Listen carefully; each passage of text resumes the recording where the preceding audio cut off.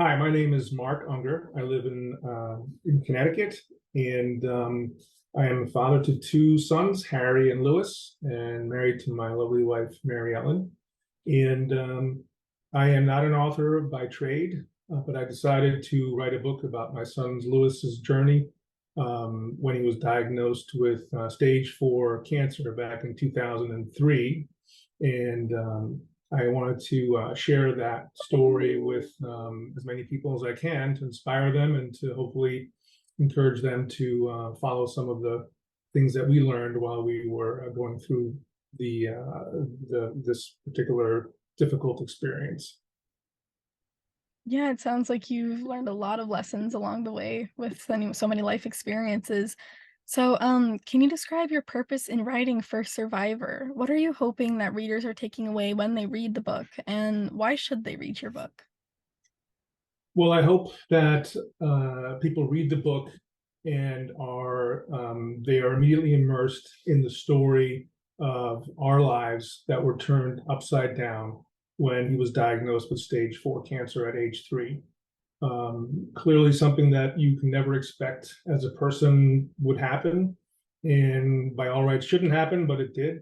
And how we as a family and with friends and relatives were able to combat and face the reality of what we've just been thrown into, and working our way over a period of 5 years to enable our son to survive this harrowing disease, neuroblastoma, which had spread throughout his body when he was diagnosed initially.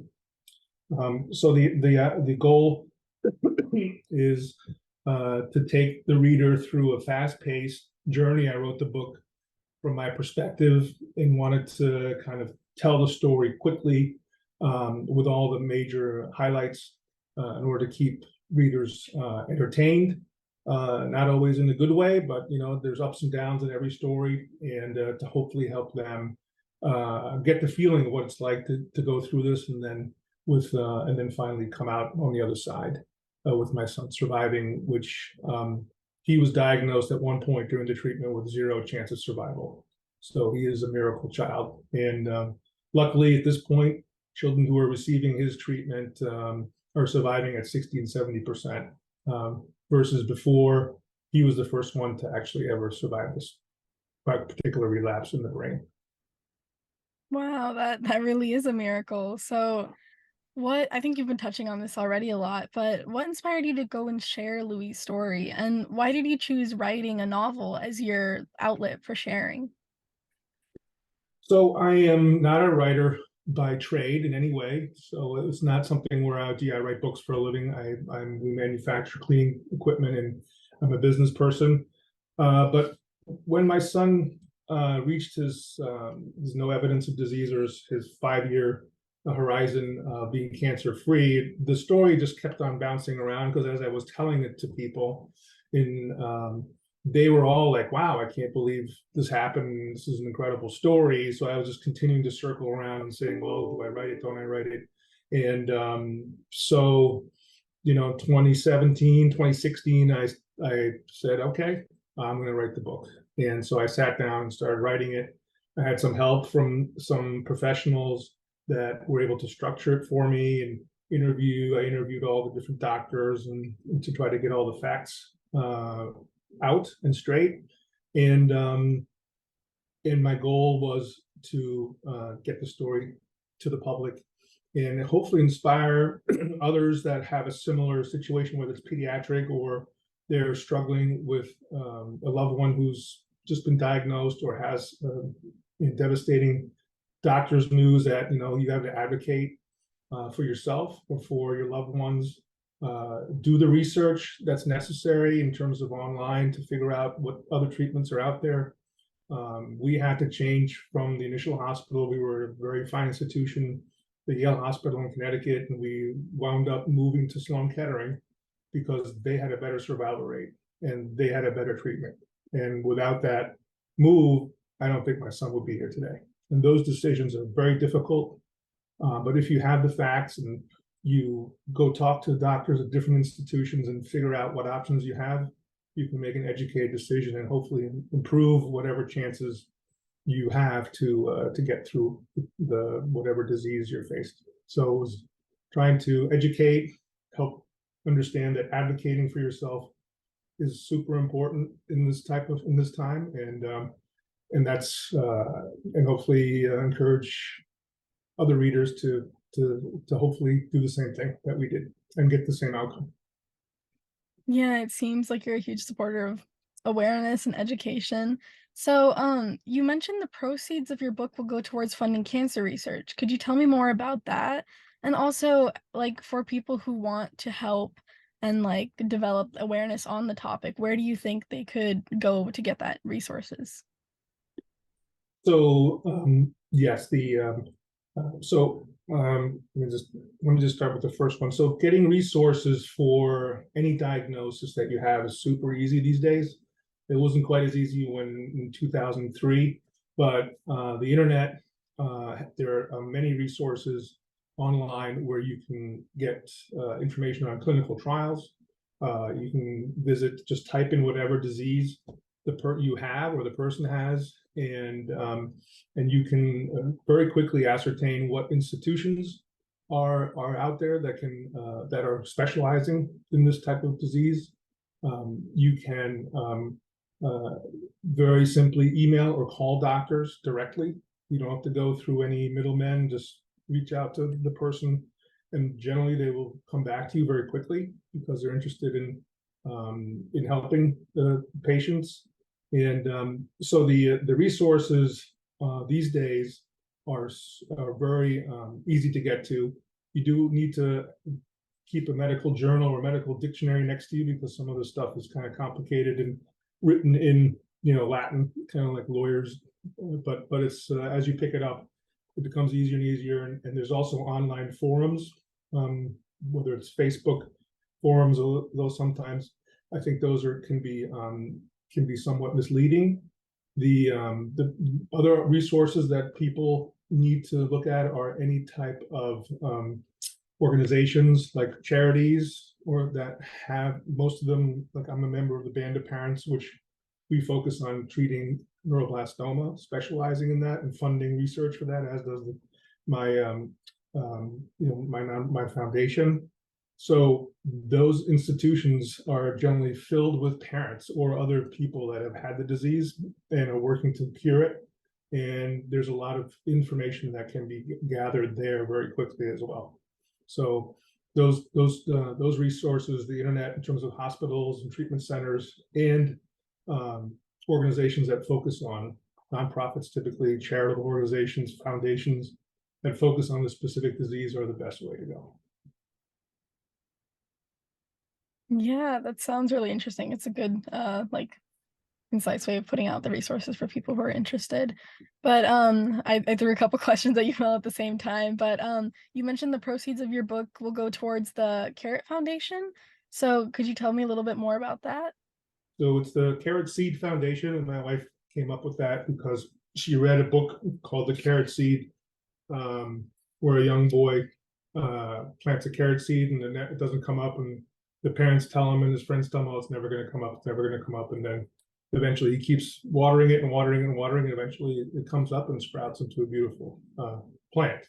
And that's we're trying to help children that are inflicted with neuroblastoma specifically, but also other are kind of surrounded by other needs, such as helping them get through hospital treatments, or it could be we support an organization that provides care packages to newly diagnosed families as they enter the hospital. The Band of Parents itself, we fund specifically neuroblastoma clinical trials, so that's a hardcore. We go out, talk to doctors, and fund these trials that are going to impact the children for better survival rates. That's wonderful. I can see a theme of taking initiative in the family. Um, so going back to your novel specifically, what is your favorite scene, aspect, or general idea from First Survivor? So my favorite scene, I'm not going to give too much away because there's one scene that is important, but that I'm going to let the readers find out for themselves. But one is where our son had to go through a large treatment. It's called a bone marrow transplant. It's a 30-day treatment where he's isolated and given enough chemotherapy essentially to wipe out his bone marrow and almost kill him. And these were very difficult treatments that he underwent. And through that, our other son, Harry, who's 2 years older, he was with the different grandmothers, or my mother and my wife's mother, and he wanted to come see us. So we were the day that he came to see us, my wife and I walked down or actually we had to go separately, but so my wife walked down, and Harry had been by my grandma and my mother had been dressed up in a suit and tie, and he was saw my mother, my wife, and ran into his arms, and it was just a wonderful moment that we were able to spend a little bit of time with our son, who was essentially had and still has a lot of memories of being kind of by himself and having suffered because of his brother was in critical care. Yeah, I guess when, like, somebody has an illness, the whole family is affected, not just the person who has Absolutely, the illness. Yeah, everybody's affected emotionally, time wise. Luckily, we had support from an extended family to help take care of our other son. that's nice, yeah. So, you mentioned that you're not a writer by trade. So how has your formal education and the familiar background you've been mentioning translated to your writing journey for First Survivor? Well, that's an interesting question because my formal trade is business. So I'm in marketing and sales, and went to business school. So you do have to write, obviously, but not a novel. So it really was just I just had to figure it out, and so I can't say that I in any way wanted to be a writer at any point in my life, nor ever thought about writing a book until I decided I did. And then I kind of used, went in, got resources, help with people who could edit my writing and review it, and so it was just kind of trial by fire to write it. So I'm not planning on writing additional books either. That's I've done the mission that I wanted to accomplish, which is tell his story and hopefully inspire readers to follow the journey that we took and hopefully learn some lessons that can help them in any struggle that they have as well. That's really nice. So I guess going towards now the journey as you as an author that you've learned all your lessons, what is your advice for aspiring writers that are hoping to write their own book? So I'm probably not the best person to give advice to potential authors, but my as a reader, and my wife reads different books than I do, but I prefer something that's keeps the reader both entertained as well as engrossed in what's happening and what's going to happen, and hopefully provides some level of knowledge that comes out of it that you may not have had before. So but I do have to admit that I'm not the best person to try to tell somebody else how to write a book, because I just for me it was not an easy decision, but I'm glad I did it. I think there's wisdom in that itself, that because you're not a writer, you have a different perspective. But Yeah. those are all the questions that I had for you today. Is there anything else that you wanted to add before we close? Well, I just wanted to thank you for the opportunity to do the interview, and I hope anybody that buys a book and reads it. It's a roller coaster ride that has its ups and downs, but at the end of the day, it's something that I'm proud to have written, and I hope everybody gets something out of it. And all the reviews that I've received, both Amazon and other um, outlets, have all been very encouraging, and people seem to enjoy the book a lot. That's great. So, also for the Carrot Seed Foundation, is it possible for people to just donate directly to your website? It is, yes. Awesome. We'll go Scared ahead and Seed. link that in the video description for people who are watching it. Okay, I'll make Yeah, sure to send you the. I'll email you the link. awesome. So I guess for those of you who are watching at home, make sure to like, comment, and subscribe, and I'll see you guys next week. Well, thanks, Sarah. I appreciate your time. Thank you.